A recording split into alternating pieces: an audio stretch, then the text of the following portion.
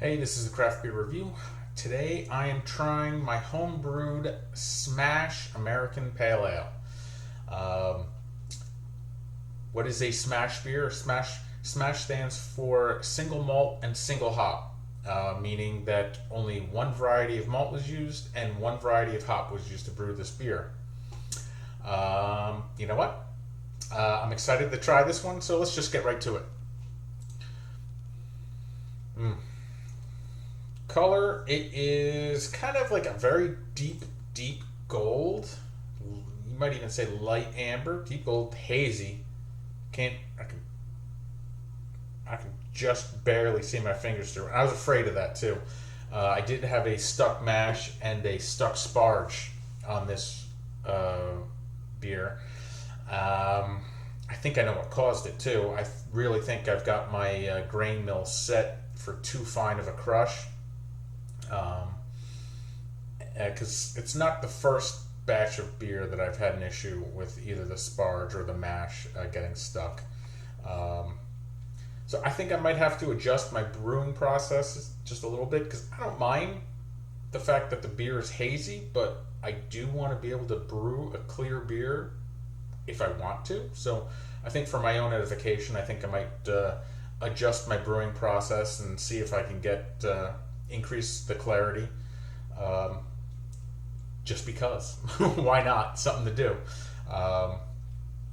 Let's see. So kind of deep gold, light amber, kind of a creamy white head on top.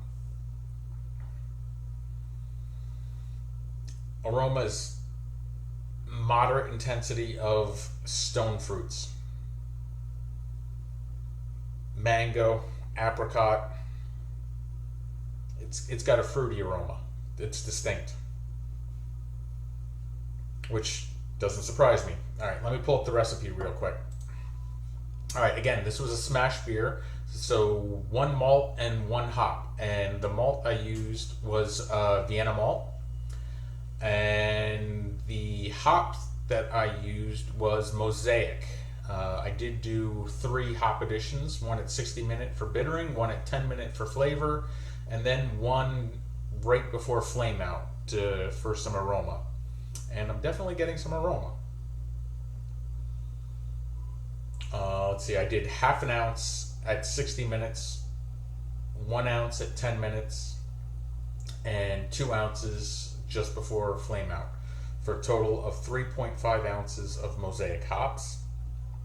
The yeast I used was Safale's German Ale K97. I would say that's quickly becoming my go-to ale yeast. I've had good results with it. Produces a nice clean ale, good attenuation. Not bad. I've been enjoying that yeast. Let's see. I did hit my numbers. Original gravity was 1052. My measured final gravity was 1.009, so it did attenuate a little bit more than I expected. Not much, just a little bit. And my final ABV was measured to be 5.7%. So this is a 5.7% alcohol by volume beer. Let's see, calories for 12 ounces, that should be about a little over 170 calories per 12 ounces. And my measured brewhouse efficiency for this beer was about 82%, which is pretty good. That's pretty much the highest efficiency I get. But again, I'm getting that efficiency with a very fine grain crush, and that's what's producing that haze. It's because it's crushing a good percentage of the grains into flour, which is not really what you want to do. I mean, I haven't had any issues with any tannin flavors that I can detect, but I am getting that haze, and I want to see if I can avoid that again, just because.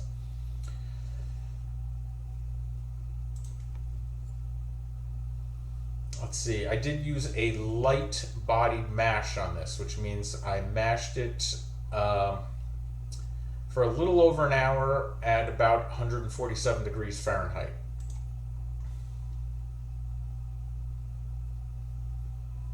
And again, I did hit my numbers. I made a 5-gallon batch of this, and that aroma is pretty much what I expected. I chose the Mosaic hops because my wife was away for work, and she stopped at a restaurant and got a beer that was made with Mosaic hops. She loved it, and she came home and she asked me if I could make a beer like that. So this is step 2. This is beer number 2 in that process of coming up with a nice pale ale that my wife will like. Something tells me she will never be satisfied, but hey, doesn't mean I'm not going to try. Cheers.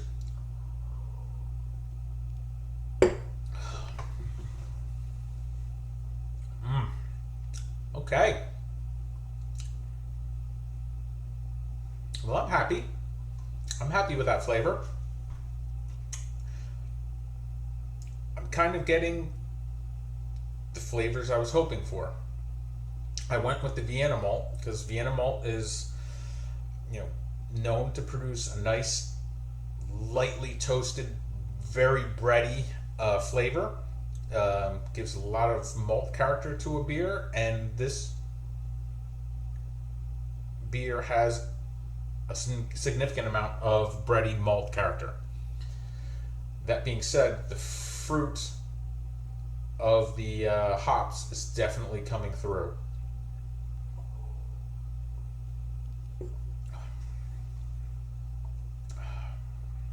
If anything, though, I would say that the malty, bready flavors are slightly overpowering the fruity hops, believe it or not. I mean, Mosaic hops, if you go online and do a search of what Mosaic hops taste and smell like, you'll find a hodgepodge of basically every descriptor you can think of. Piney, fruity, stone fruit, tropical fruit, earthy, herbal. They throw it all out there, and I would definitely say I'm getting stone fruit, I'm getting mango, apricot, and some earthiness. I'm not sure if that earthiness is due to the malt or the hops or the combination of the two, but it's good. But I would definitely say that so far the hop flavor is being slightly dominated by the lightly toasted Vienna malt.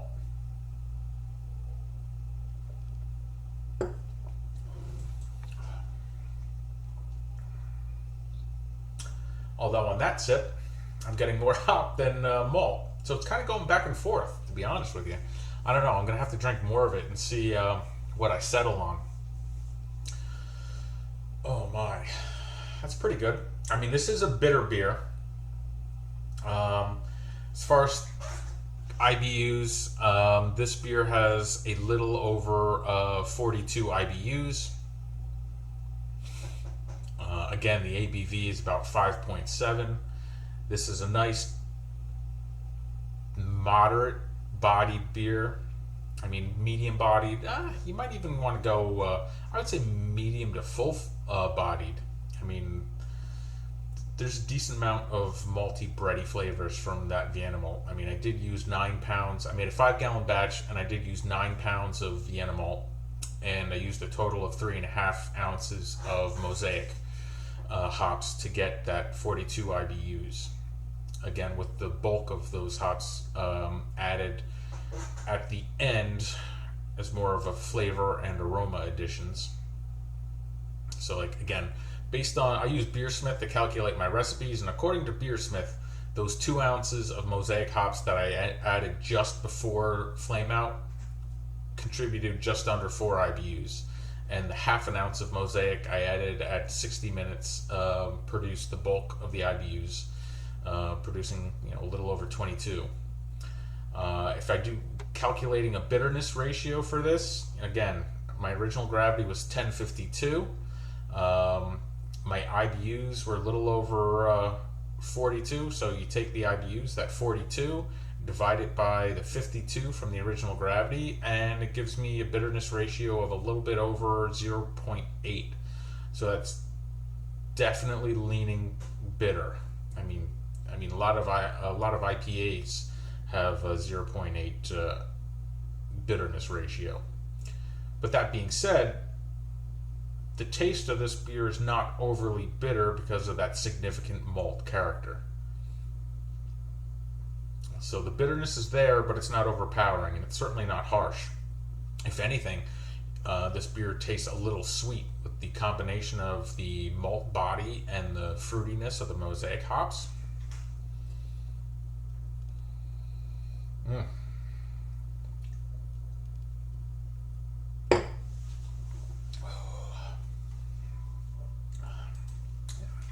have to say I'm kind of pleased with that.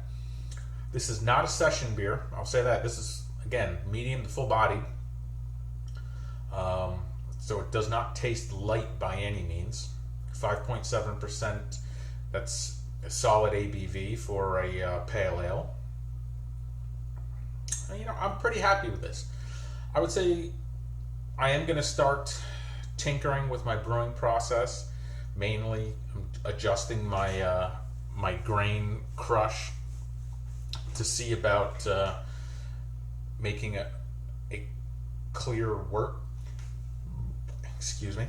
However, one thing that concerns me is that using a more coarse grain crush is going to throw off my calculations, because I am most likely going to get a lower efficiency, which is okay. I'm okay with getting a lower efficiency. I just don't know how low it's going to go. So I think the next batch I brew, I'm going to adjust my grain mill and just see what happens in terms of my efficiency and see what kind of effect I get. I'm not sure what I'm going to brew next, but I'm definitely going to adjust the grain crush just to see what happens, just to become more knowledgeable, more experienced. All right. Until next time. Cheers.